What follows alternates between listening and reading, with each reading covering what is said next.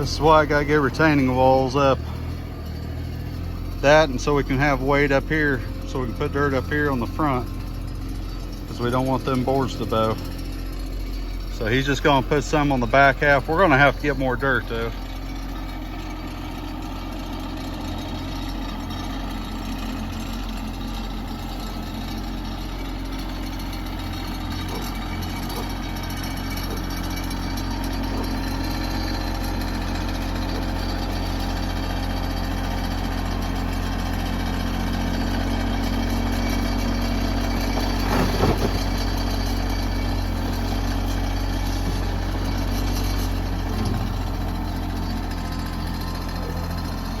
But the main thing is, like I said, to get around the edge filled in so the kids don't fall in. We don't want nobody getting hurt.